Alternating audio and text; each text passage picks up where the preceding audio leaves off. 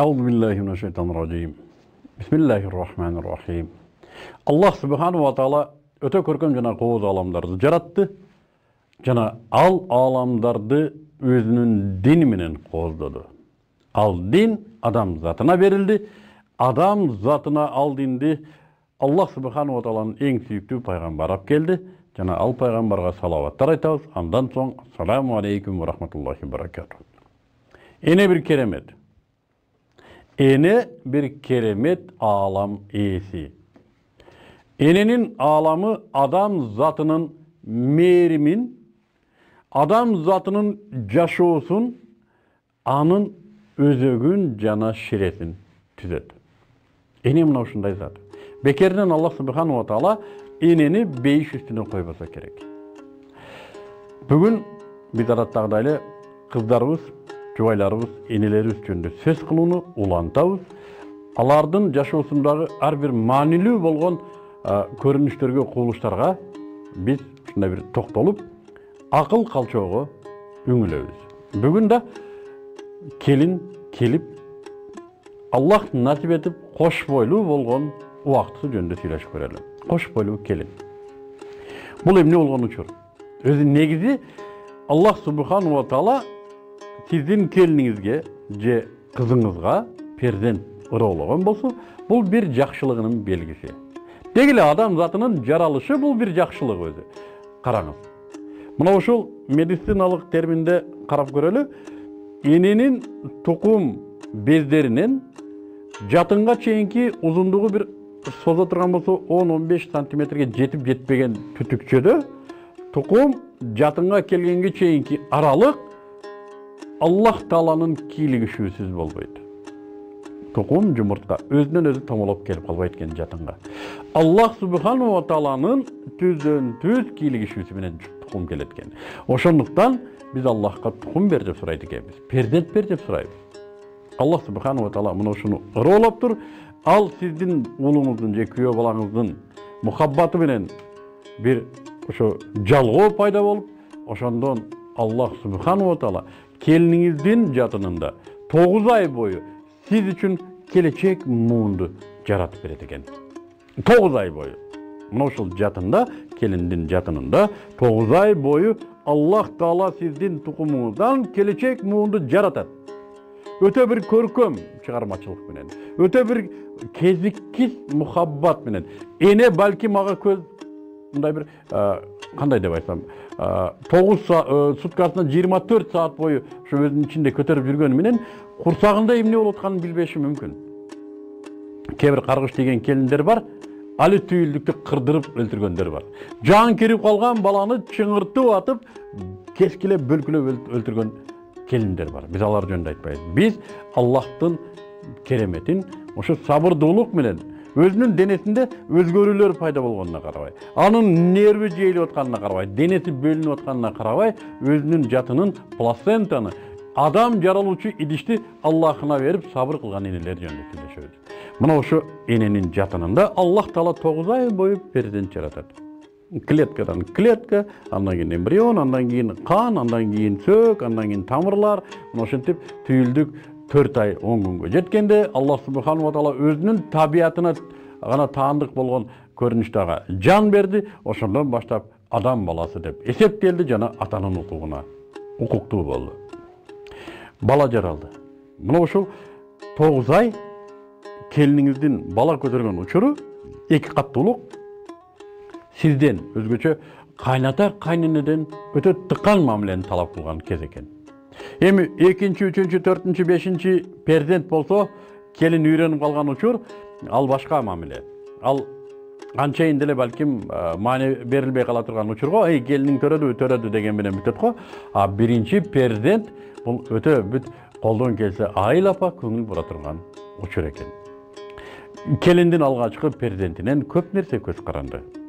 Мен жубайдын, эркектин мойнундагы милдеттерди айтпай эле коеюн. Ал күндөрү өзгөчө абалда турушу керек. Ал күндөрү тетрисинче ичип алып келип, аны нервин кетирип, аны зулумдук кылып, хордоп, уруп сого турган учур эмес. Албетте боюнда бар аял, биз айттык, бул денеси экиге бөлүнүп аткан аял. Ага мына ушул өтө оор акыбалдагы кылган мамилени кылыш керек. Ага аябай мамиле кылыш керек. Биз көрөбүз ушу төрөшүнө 3 мүнөт калганга чейин иштеген да кыздарыбыз бар. Болгондо да оор иштеген кыздарыбыз бар. Базарда көрүп калабыз, байкуштар ушу белин кармап, чампайган, курсагын араң көтөрүп жүргөн келиндерибиз бар базарда. Алардын күйөөлөрү кайда? Эмнеге өзүнүн келечек тукуму үчүн мына ушундай бепарва мамиле кылат? Эмнеге мына ушундай камырабас мамиле кылат? Өзүнүн келечек муунун көтөрүп жүрбөйбү? Эми ушундай кайненелер бар. Ал эки кат келиндин ошол акыбалында мээсин чагып, ошол акыбалында кордоп, ошол акыбалында кетмен салып желкесине талак айдагандар бар. Кудайга шүгүр, кээ бир ата-энелер кудалар менен мамилеси жакшы болсо, кызыбызды көздүн бошотконго чейин өзүбүз алып кетели деп үйгө алып кеткендери да бар.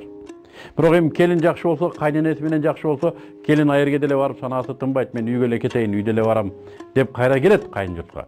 Андайлар да бар. Аларды көрүп кубанып каласың.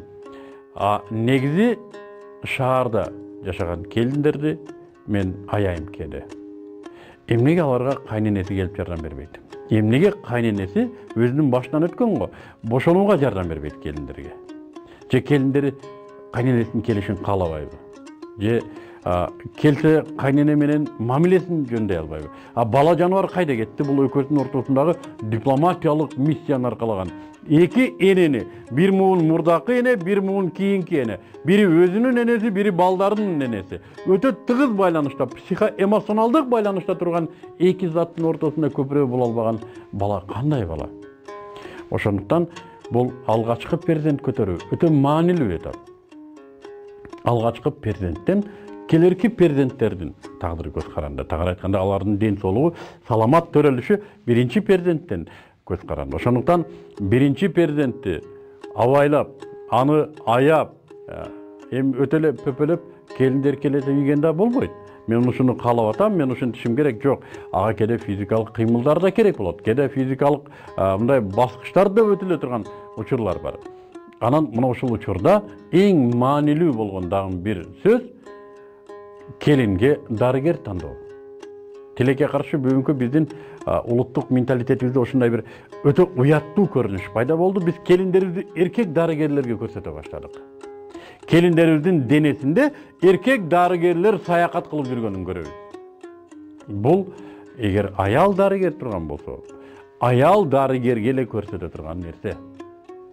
Тилекке каршы бүгүн аялдар эмес, аялдарды эркектер жакшы карайт экен. Эркектер жакшы гинекологдор болот экен деп эркек врачтарга, эркек дарыгерлерге баруусуна уруксат бергенибиз биз үчүн туура эмес көрүнүш. Жакшы аялдар бар. Эми мен жанагындай хирургиялык кийлигишүүлөрдү, өтө мындай бир тез, ыкчам, оперативдик кийлигишүүлөрдү эске албаган акыбалда айтып атам. Ал учурда эми башкача өкүмдөр бар. Бирок мусулман элине уят сыйыт маселеси, өзгөчө түйүлдүк учурунда, өзгөчө эненин мына ушундай уяла турган сапаты калыптанган учурда аларды өзүнүн табиятында каратуу, өзүнүн табиятында тарбиялоо бул биздин мойнубуздагы милдет. Күйөө балага болсун, ата-энесине болсун, кайын журтуна болсун, бул талап кылынган көрүнүш. Ошондуктан бүгүн биз келиндерибиздин дарыгерлерин да карашыбыз керек. Келиндерибиз боюнда бар учурда эмне дарын ичип атат? Муну да карашыбыз керек. Эмне дарын ичип атат? Билип ичип атабы, билбей ичип атабы? Эмнеге? Бул келиндин гана ден соолугу эмес, биздин келечек муундун ден соолугу. Келиндерибиздин дарысы. Тамагы өзгөчө маселе. Тамагы өзгөчө маселе. Өзүнүн жергиликтүү бейиштин төрүндө болгон топуракта өскөн тамакпы, же мода деп ар нерсени жеп ичип атабы? Бул да карала турган маселе. Келинибиздин курсагындагы түйүлдүк биздин тукумубуз. Келинибиз көтөрүп берүүчү. Аны ошол учурдан баштап тарбиялоочу биз. Перзентиңиздер куттуу болгон болсун.